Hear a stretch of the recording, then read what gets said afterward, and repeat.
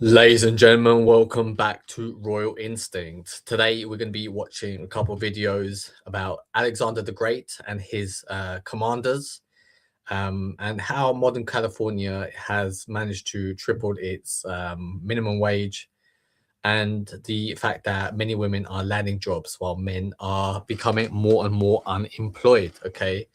Why are we looking towards history and what Alexander the Great did? Alexander was a great conqueror, and just like Alexander, he is one of us. He is a conqueror. We are also conquerors. Okay. And this is your opportunity to join a new world order, to join a new world where you also get to become a conqueror. We are establishing kingdoms, we are establishing new nations. We are taking over from the old system and replacing it with a system that we see fit for ourselves, how we imagine the world to be, and usher in a new glorious renaissance for the human race. Okay. People are losing hope, people are losing faith in the current systems, the current setup. The elites have sold us down the river. They are looting behind our backs. They are taking our resources, what is ours, bleeding us dry, and leaving nothing for us. Okay. The future is bleak. AI is coming. AI will dispose a lot of people. A lot of people will be left unemployed. And if you think universal basic income will save you, then you are wrong. Okay. Because why would the elites want to save you now? Okay. When they have never saved the people, its peasants underneath them all throughout history. What has changed now, do you think? Okay, many people are buying the lies that are being sold. However, I am somebody who went to university. I'm somebody who got a corporate job, climbed the corporate ladder, and once I got there, I saw that this is just slave morality. Okay, and I decided that I do not want to be taking part in a system like that, a system where I can't have freedom, a system where I can't win. I want to become the new elite. I want to become the new ruler of the earth.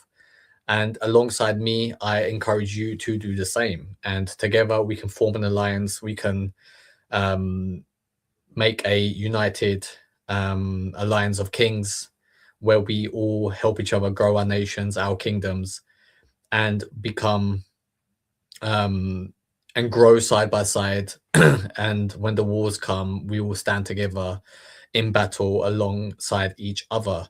I have many people already reaching out to me, many people working with me, reaching out for mentorship to get insight on what I think they should do. We try to discover your unique zone of genius, your unique life purpose, and try to build a kingdom around that. Okay. Because whatever it is that you are here to do on this earth, whatever your passion is, you know, you need to become a subject matter expert in that field. And once you become a subject matter expert, you will be a point of authority. Once you are a point of authority, people will flock to you for guidance. They will look up to you to for reassurance to lead them to a new, better world. And once you have a position like that, then it is only natural for you to crown yourself a king and establish your kingdom where your followers can come and live under your rule. Okay. And why would they choose you to rule over them? Because you are a benevolent king, you are a philosopher king, you are somebody who has the best regards for humanity. You don't want people to suffer, you actually want, you know, the best for humanity. And it is only right that we, once we establish our kingdoms, that we usher in a new phase for humanity, a new renaissance where humanity can prosper. Unlike the world that the current elites have in mind, where we are just becoming slaves to AI, where AI will come and displace most of humanity in terms of work, and many humans will suffer. Many humans are already suffering. Many people are lonely. Many people are lost right now in the world. Many men cannot get dates. They are not active in the sexual marketplace.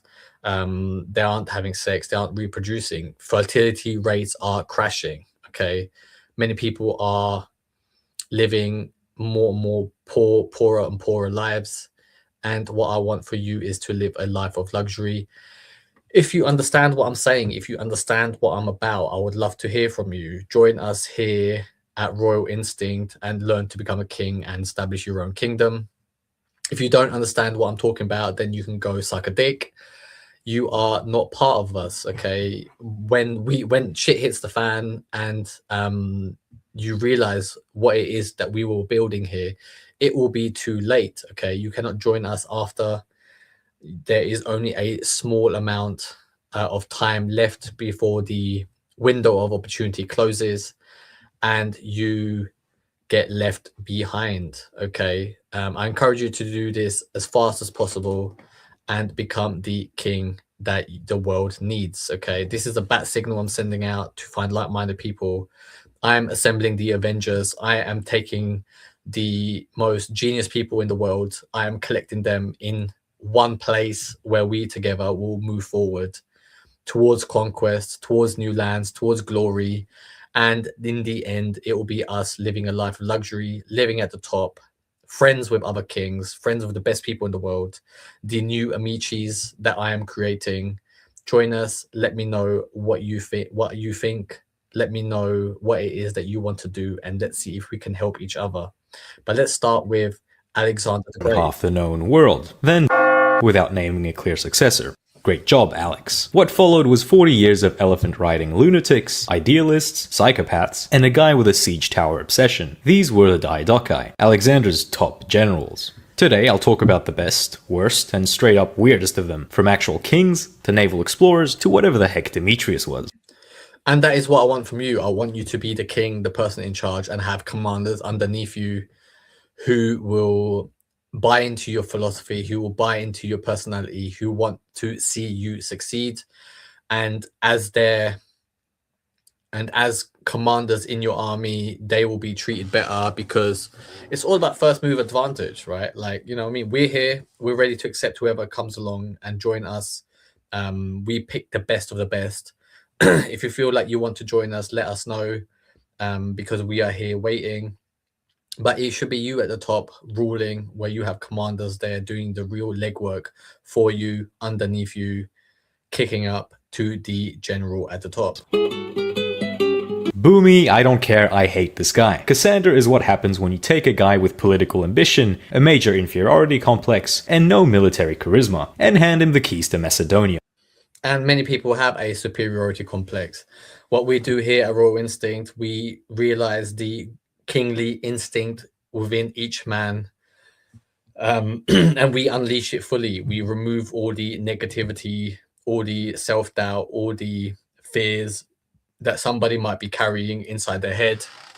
Once you remove that, once you eliminate the dirt within your head, then you are free to express yourself in this world, to express your kingly right, to express your divine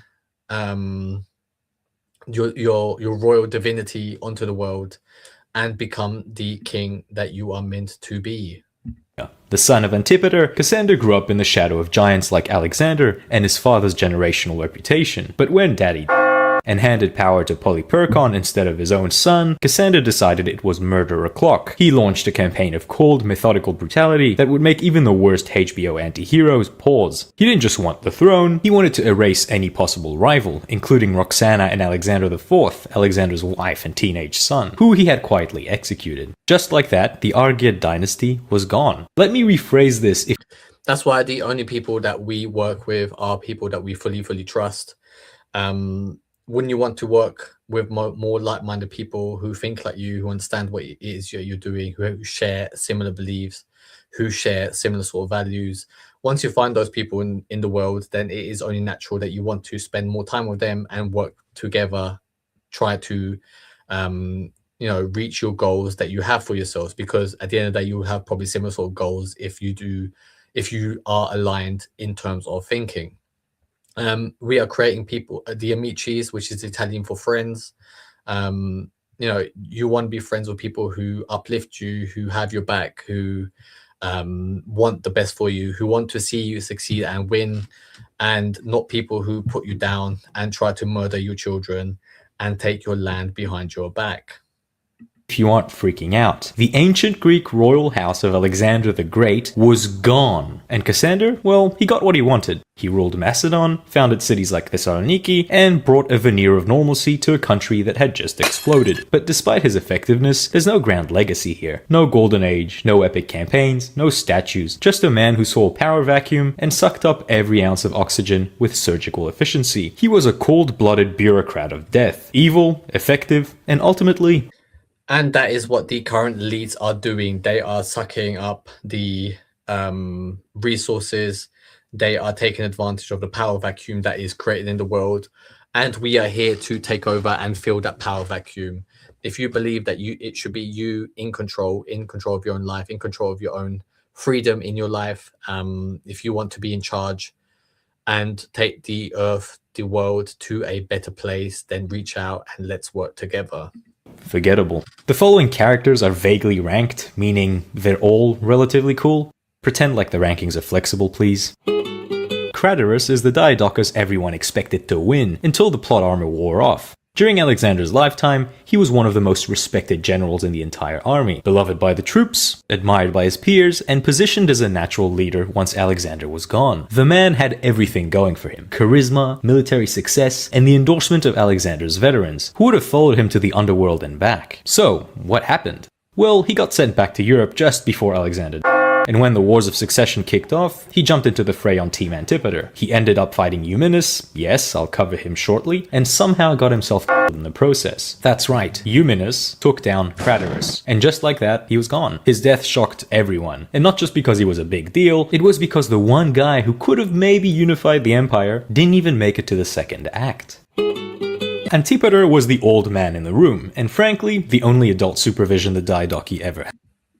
And that is where we find ourselves right now. The adults have left the room and it is just a bunch of children trying to take what they can get because they believe that the earth is finite, that resources are finite, and that it is a zero-sum game. We are here to establish new rules, to establish new energy sources, to establish, to de-establish the current world order, and to put in its place a better system and rule the world as we see fit. Why as we see fit? Because do you trust anybody else more than you trust yourself?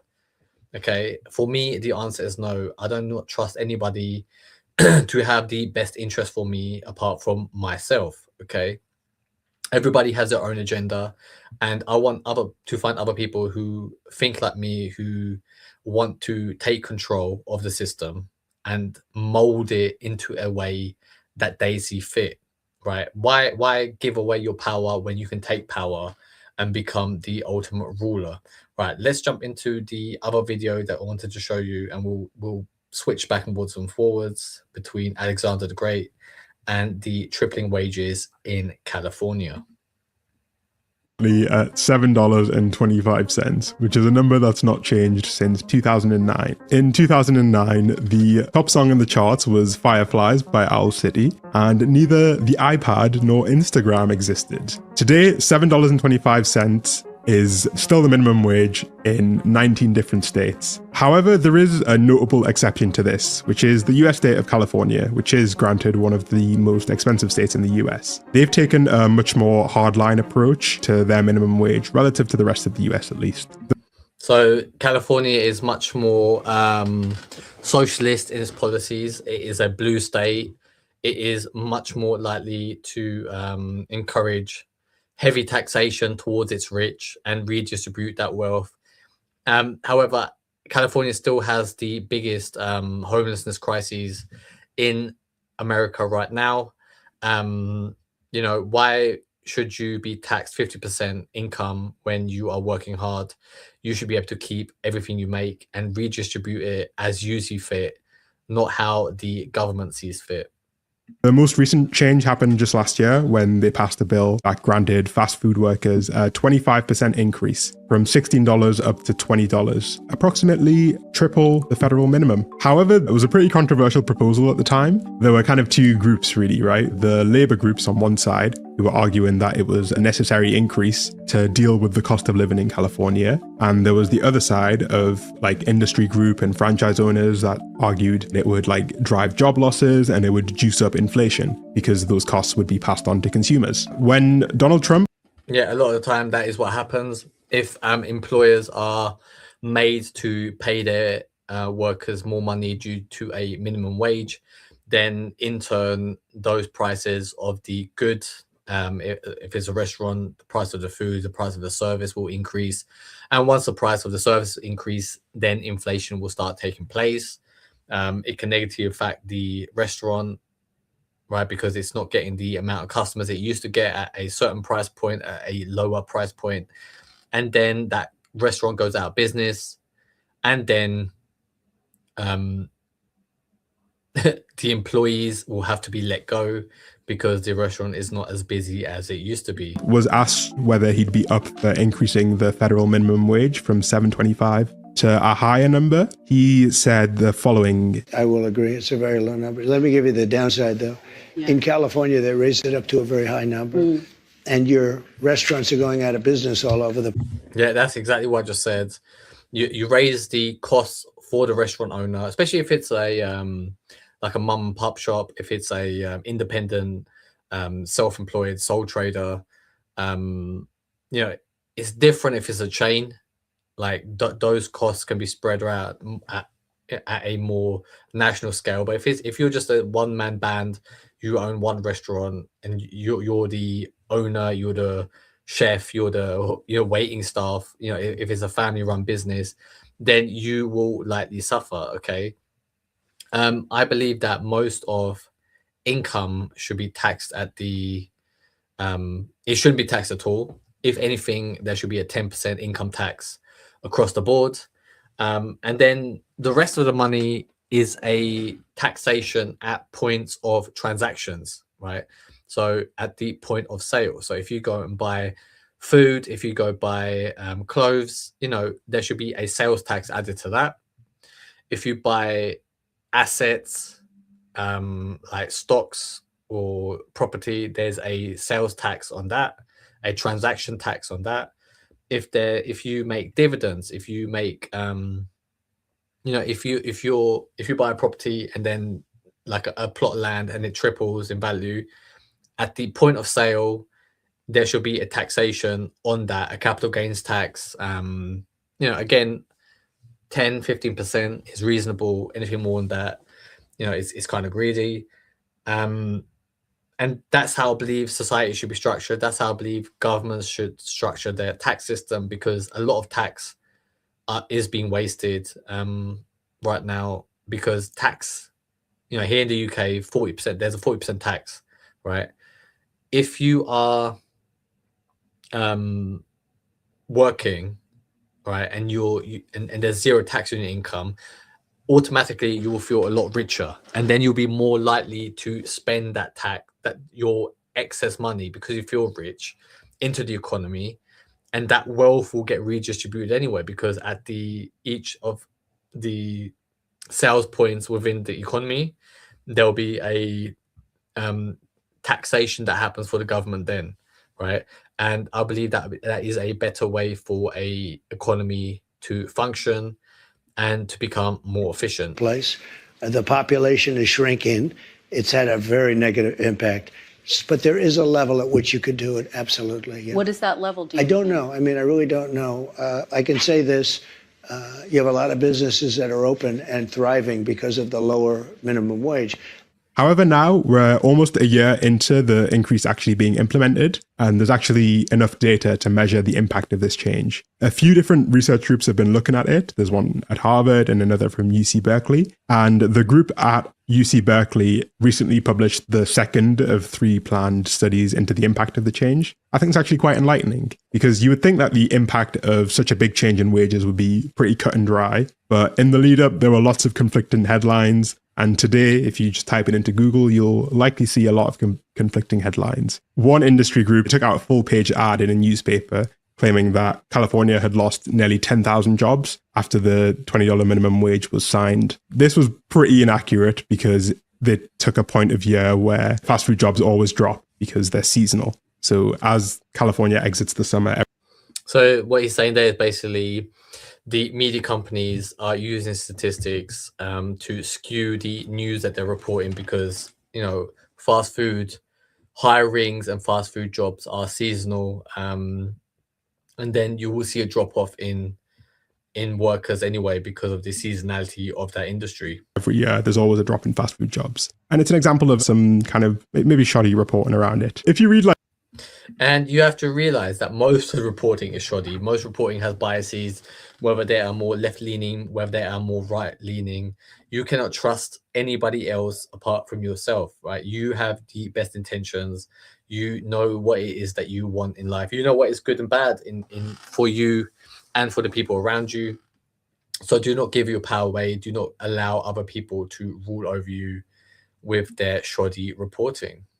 Literally anything about the minimum wage, the usual argument against increasing it goes something like this, right? So the idea is that if wages go up, then the cost of operation for the business is going to go up. And so they're going to mitigate that increased cost by either increasing prices, by getting rid of staff, or by closing up shop entirely if they can't afford it. That's the usual argument in a nutshell, right? There are other arguments, but this is the one you'll likely hear. And if many businesses, small businesses, independent businesses go out of business, who is the winner? It is the multinationals. And a lot of the decision makers, a lot of the people at the top, like Warren Buffett, invest in those big multinational chains. So they will scoop up that extra revenue, that extra business that is coming their way. So they see it as a good thing.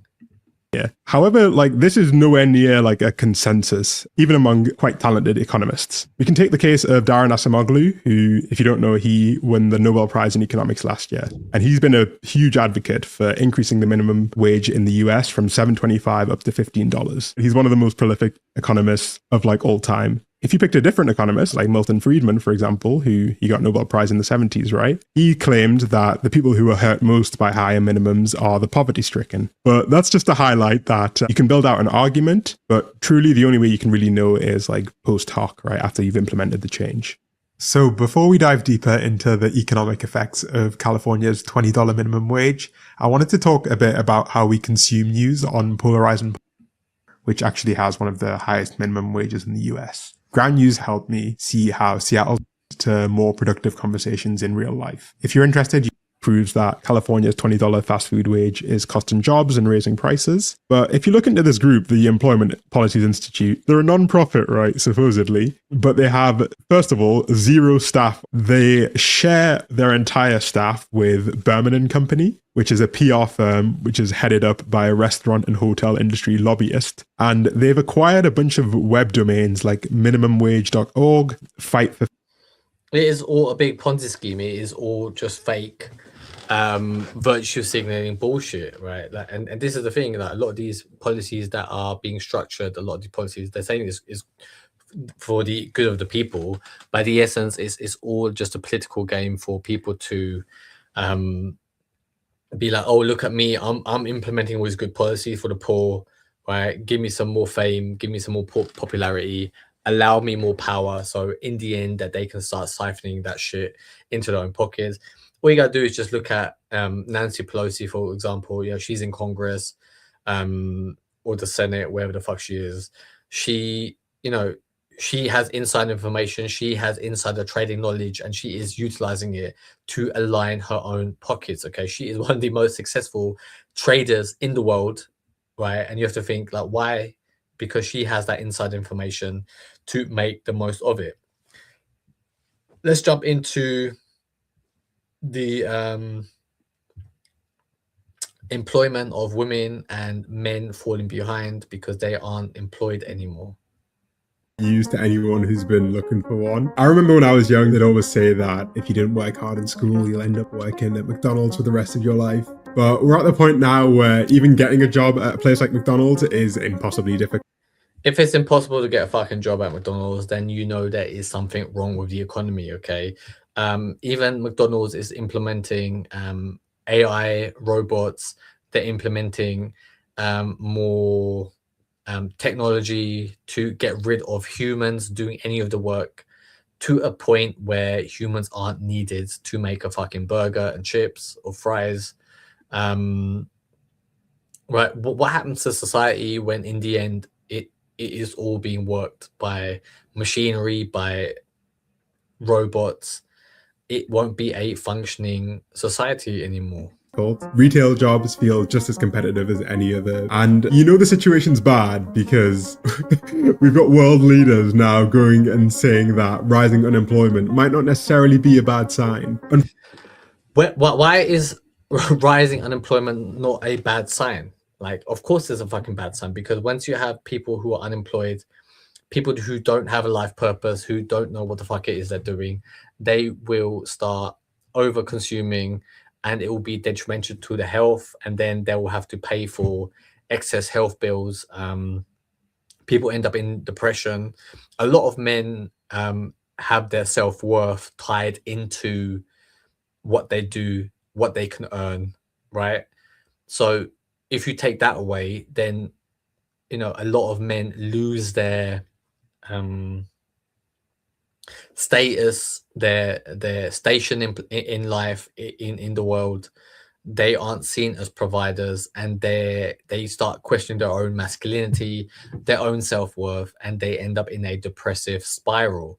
Okay, I think yesterday, if you watched yesterday's episode about the Japanese men and the salary men who lost their place in life, in the world, because they weren't able to be providers, they weren't able to be salary men anymore, and they end up just becoming effeminate men who opt out of the current system and just try to get by on their good looks. But in the end, that is not what men want. The dating market is skewed because men aren't able to afford to take part in the dating market, and it is never a good idea to be poor. Fortunately, some groups have been hit harder than others by this crisis. Specifically, recent university graduates have an unemployment rate that's twice as high versus the average for all college grads. And even amongst college graduates, rising graduate joblessness is mainly affecting men. There's been this little bit of a divergence in recent months where the unemployment rate for men specifically has begun to spike, while the unemployment rate for women who've recently graduated from college has slowly started to soften. And a lot of it is because of DEI reasons, because they are trying to hire more women to make them look how diverse we are, even when women aren't the best candidate for that job. It is literally a tick box exercise, and the winners of that situation is anyone apart from men, and it is bad for society. Let's jump back into Alexander the Great and his generals. Alexander was off conquering Persia, Antipater stayed home and held Greece together, which basically meant putting out constant fires and being asked to babysit the ancient world's rowdiest city-states. He didn't chase glory, he didn't build an empire, he just wanted things to stay functional while the golden boy was off playing God King. And he did a good job, until Alexander died, that is, and everyone started sharpening their knives. Antipater returned to the scene like a disappointed dad at a family reunion, crushed a few revolts, reasserted control, and was widely respected. But then it came time to pass the torch, and he made one huge mistake. He picked Polyperchon as his successor instead of his own son, Cassander. Which is fair enough, Cassander was a that sparked a whole new chain of betrayals, murders, and general chaos, because of course it did. Still, Antipater wasn't a flashy conqueror, but he was a rock, and without him, the empire probably would have collapsed a lot sooner. The fan favorite Eumenes. Eumenes is the classic underdog, a Milesian Greek from Thrace in a Macedonian Greek warlord showdown. Yes, the Macedonians were Greek. He went from Alexander's secretary to unstoppable field commander. Born outside the elite Macedonian nobility, he worked his way up as a bureaucrat with a brain and a sword, which already makes him stand out. But Eumenes wasn't just smart, he was loyal. Painfully, stupidly loyal to the Argead dynasty, long after that dynasty was basically just a kid locked in a palace and a fading family name. And that loyalty, well, it almost worked. He defeated Craterus, yes, that Craterus, which was basically the Diadochi equivalent of a mailroom clerk, submitting the winning proposal proposal and getting the CEO fired. But despite his tactical brilliance, the Diadochi generals never truly accepted him. Remember, Greeks hated each other just as much, if not more, than they hated barbarians. His troops betrayed him to Antigonus, who had him executed, though reportedly with great reluctance. Even his enemies admired him. Basically, a brilliant outsider. Basically, what you're seeing is that you want to be the person at the top. You want to be the person who is in charge, because the people underneath the commanders aren't at a level to tie your shoelace. They will eat each other alive. And that is what's happening right now. There isn't a unifying leader in the world like Alexander. All you have is just commanders of different companies. That's what CEO is. It's just a commander. And those people are eating each other alive. They're trying to get as much as they can. And they are selling us down the river. I mean, Sam Altman, with his OpenAI bullshit, he's in essence worshipping an AI god and wants to bring about an AI god to humanity, and he is serving up humanity on a silver platter. And he's hoping that because he's the one who made that, allowed AI to take over, that he will be spared some sort of commander position. I do not want you to be a commander. I want you to be a king of your own nation. And once you are a king, you get to set the rules and make sure humanity is led into a direction that you see fit.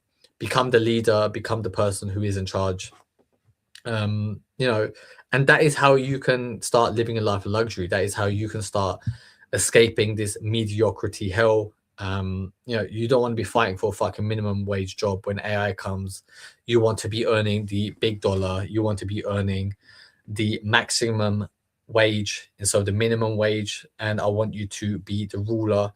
And once you are a ruler, once I help you establish a kingdom and you is to help me establish a kingdom, then together we can become benevolent kings and enjoy the life at the top. It's a party at the top, and that is how we will be spending our time. Who played the game better than most, but couldn't beat the system.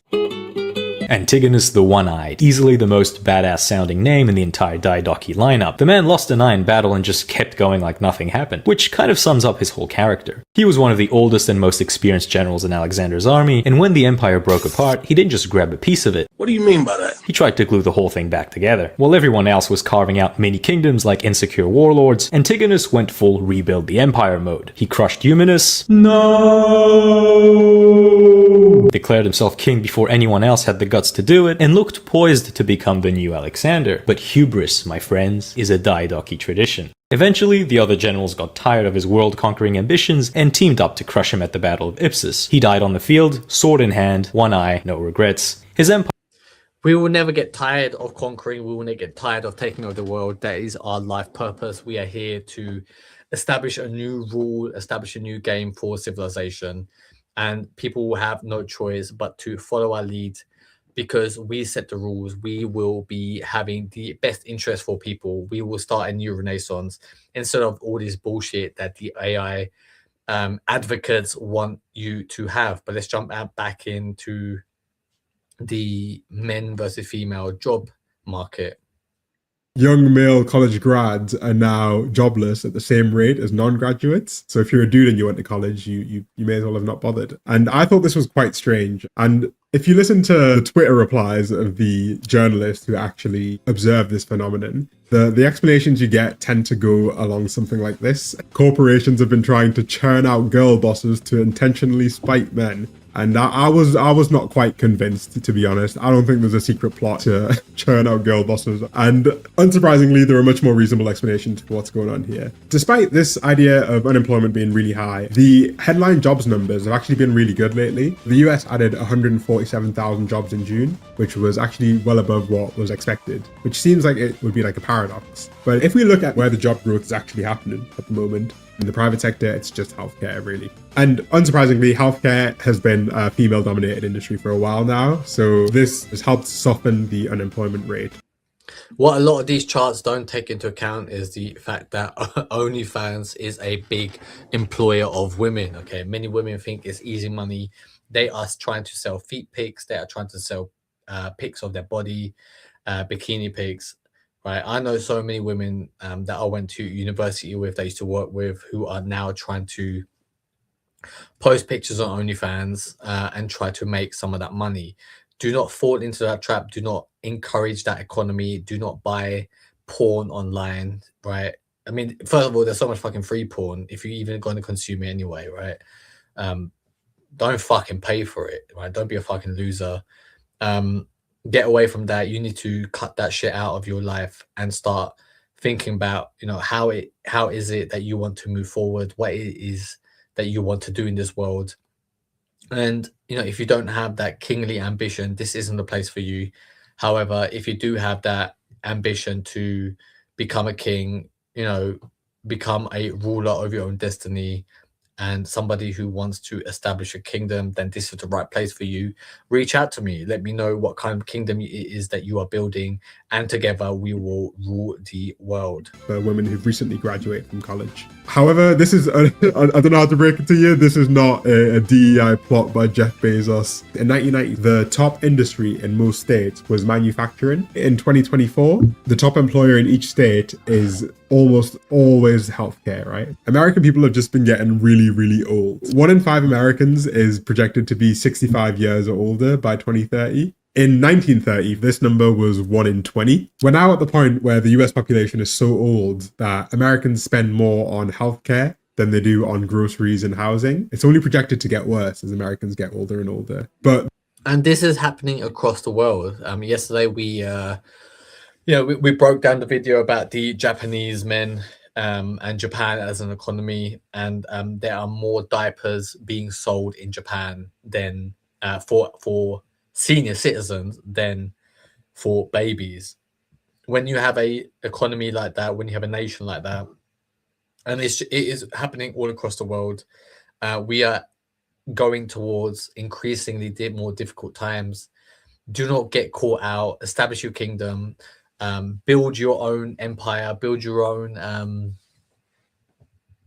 dynasty. Have many, many children, and live a life that you truly enjoy, and a life of luxury. These factors have all helped to prop up a little bit of unemployment for women specifically, because they dominate the healthcare industry to much higher degrees than men. In the 1990s, when the top employer was manufacturing, this did wonders for male unemployment and helped keep them in jobs. And thankfully, unemployment should be coming right back down, because the US is going to get tons of new manufacturing jobs, screwing in little screws into iPhones any minute now, okay? Any minute now. Except that wouldn't really help, to be honest, because the US actually already has a massive shortfall in manufacturing jobs. Nearly 500,000 open jobs.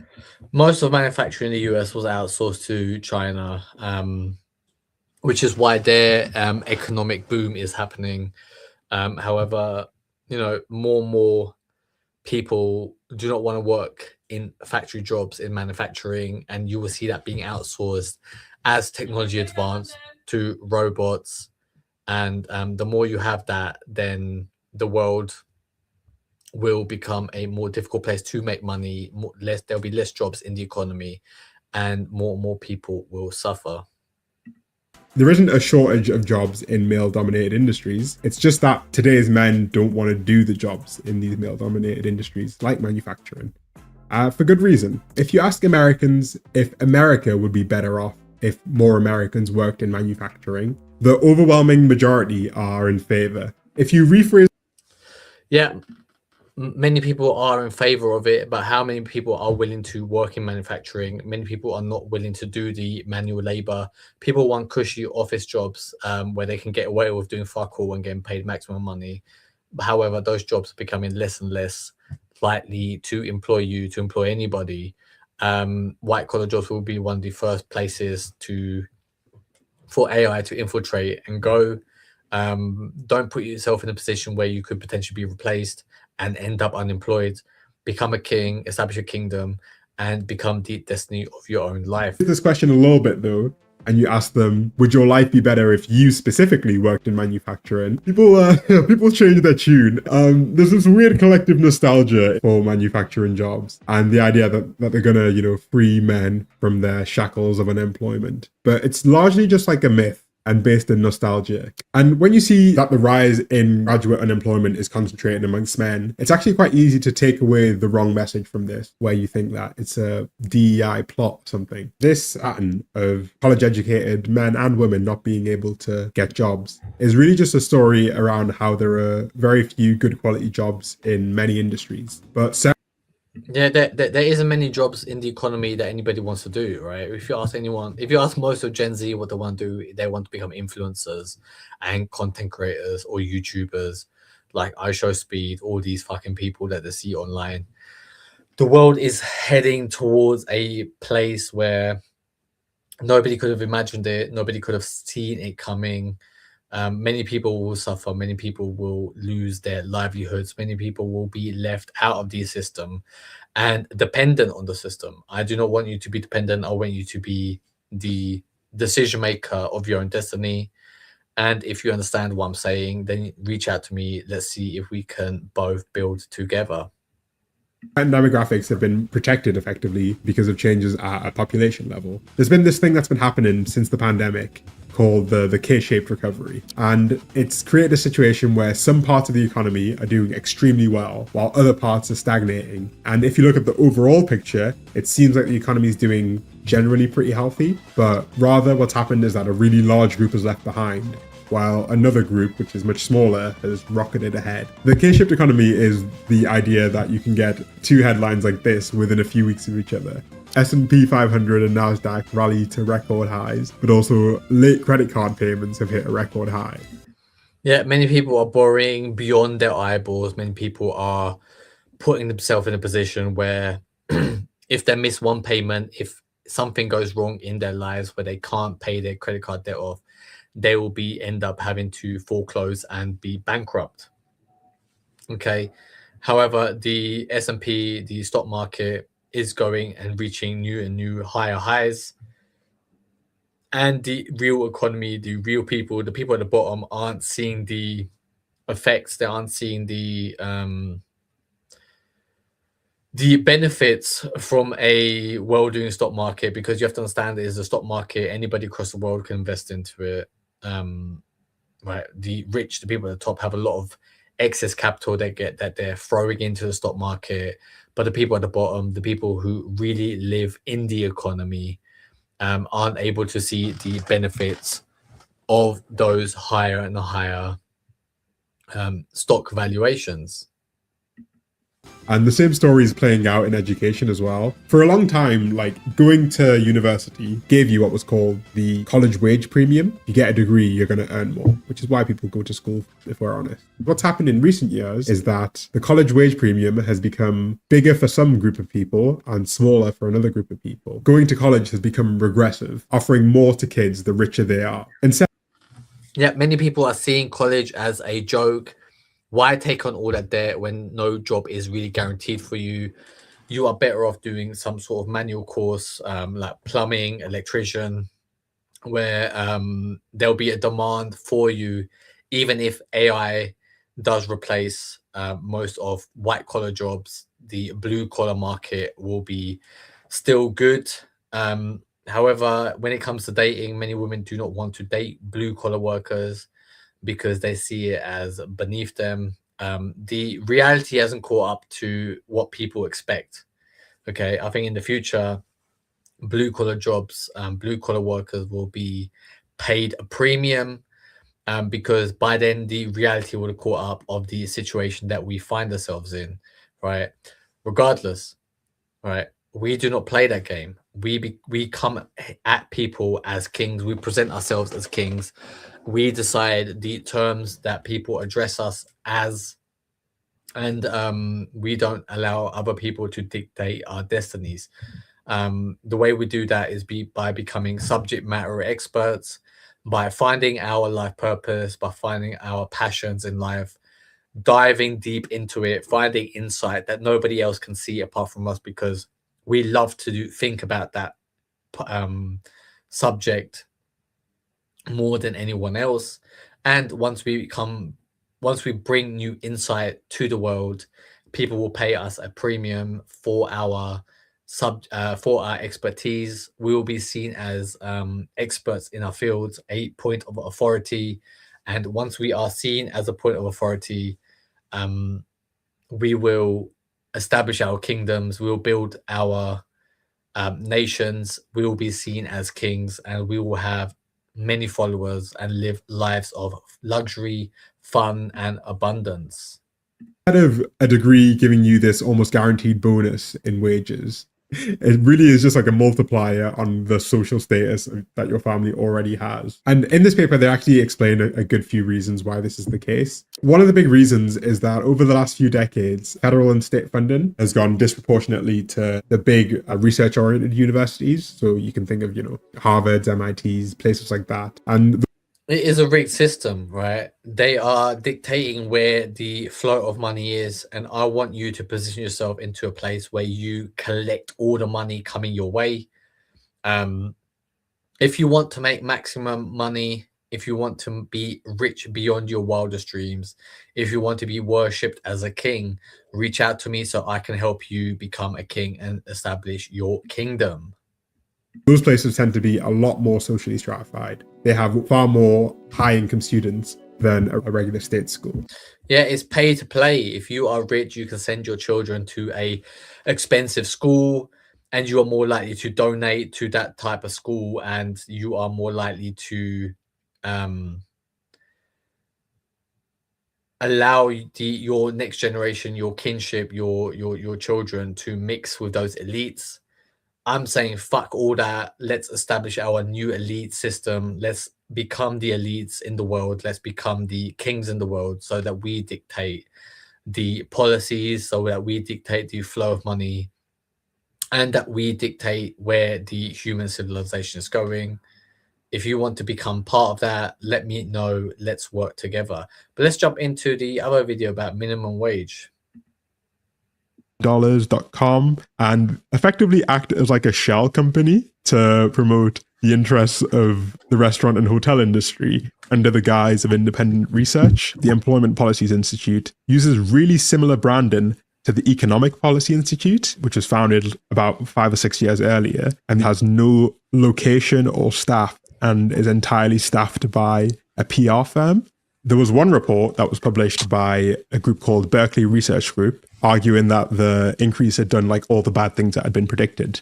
Tens of thousands of job losses, double-digit percentage price hikes, and mass restaurant closures. However, the group at UC Berkeley, the university, argued that there were minimal price hikes, that fast food restaurants were actually opening more, and that it had basically no negative effect on employment. And you might be, wondering which group was right. But the first thing I would say when looking at Berkeley Research Group, which is the group that said that there were thousands of job losses, major price hikes, and restaurant closures, is that this report wasn't like a university or an academic report. It's a consulting firm, right? It's a private company, and they openly admit that the study that they published was commissioned by the fast food industry, effectively, which on its own should make you pretty skeptical. But I think there's more critique.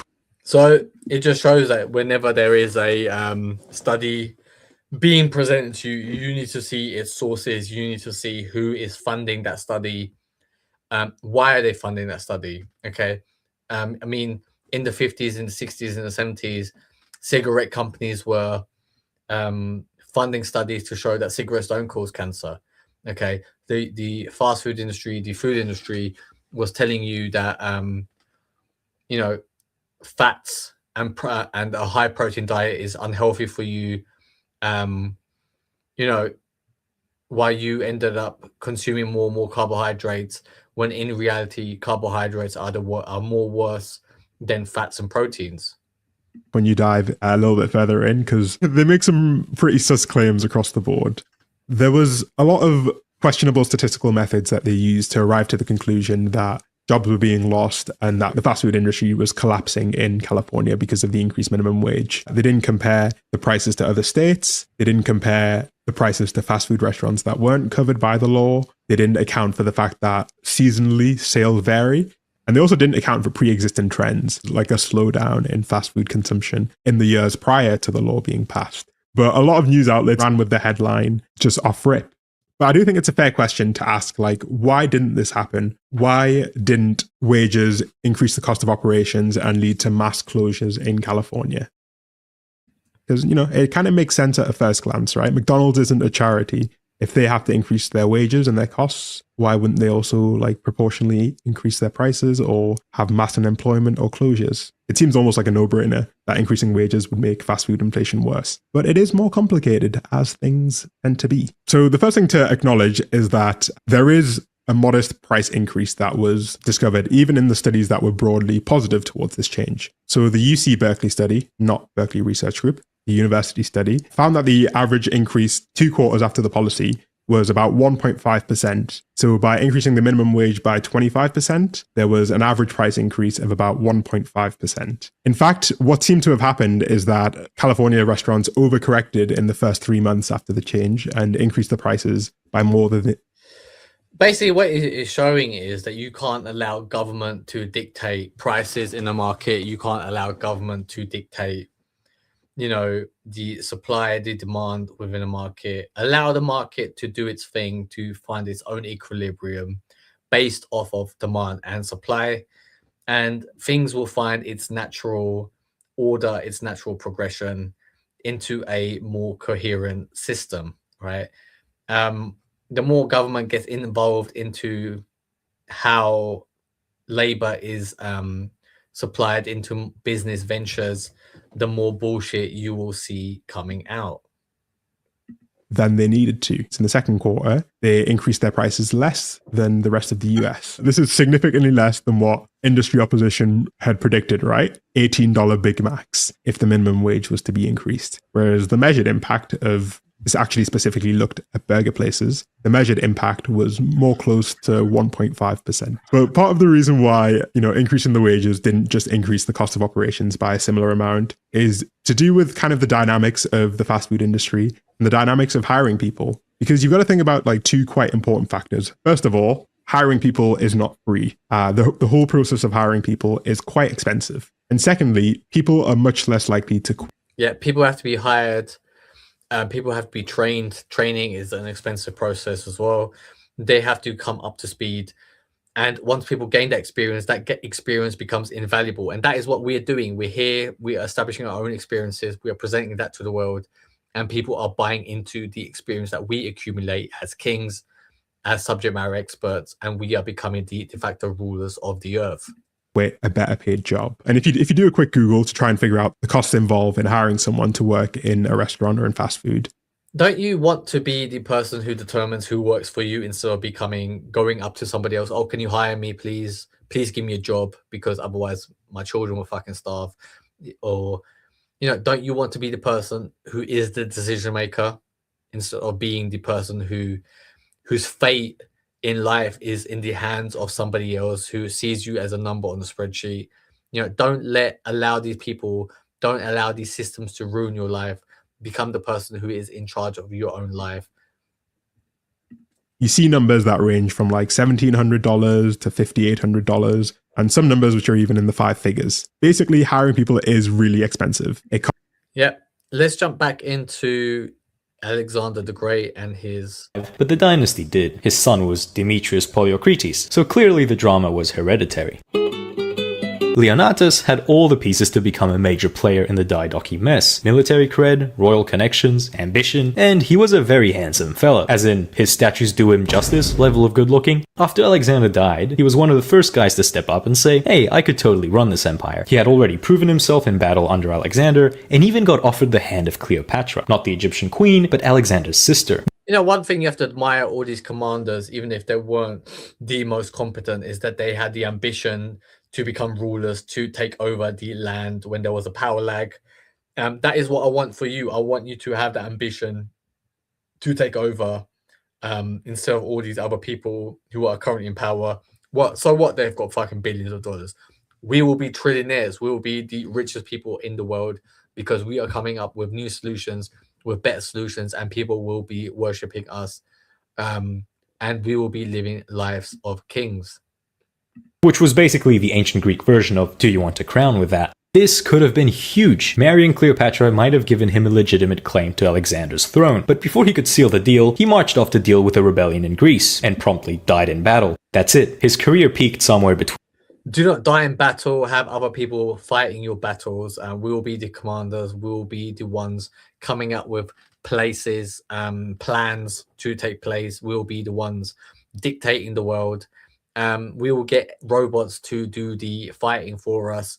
We'll be safe in our bunkers on our own private islands. between royal marriage proposal and before Act 2. Still, he was clearly a rising star, the kind of guy who would have either ruled half the empire or been assassinated within a year. The Daidoki universe's biggest, almost. Great setup, no payoff. Phaethon is one of those Daidoki you almost forget about until you realize he had a shot at building his own empire, and completely blew it by trying to play diplomat in a world full of axe-wielding lunatics. After Alexander's death, Phaethon was made satrap of Media, which was a critical territory in the east. Instead of going full tyrant like everyone else, he tried to do something noble. Unify the eastern provinces and bring a little order to the chaos. Mistake. Huge mistake. Don't do anything to try and appease the masses if they do not buy into your philosophy, if they do not buy into you as a king. Only treat those people who serve you, only treat those people who that you want to spend time with well. Other people, anybody else who is against you is an enemy. The other satraps didn't appreciate his peacekeeping vision, and when he tried to assert control, they ganged up on him. He hung on for a while, bounced between allegiances, and even got close to Antigonus, who then saw him as a rival and had him executed. Phaethon wasn't ruthless enough for the game he was playing. Wrong guy, wrong time, wrong empire. Okay, this is a personal inclusion. Nearchus is the honorary Diadochus on this list, not because he carved out a kingdom or ruled anything after Alexander's death, but because he literally sailed across the edge of the known world and survived. That deserves respect. What is it with Greek explorers in the 4th century BC? As Alexander's admiral, Nearchus was given the unenviable task of taking the fleet from the mouth of the Indus River along the hostile, nearly uncharted coast of modern-day Pakistan and Iran, all the way to the Persian Gulf. The expedition was brutal. Storms, starvation, terrible terrain, angry locals, and questionable maps, but somehow he pulled it off. That journey alone makes him legendary. He wrote about it. Think about it. That journey alone makes him legendary. He was just a lucky person in a boat who sailed across the coast up until he found the place that he wanted to go.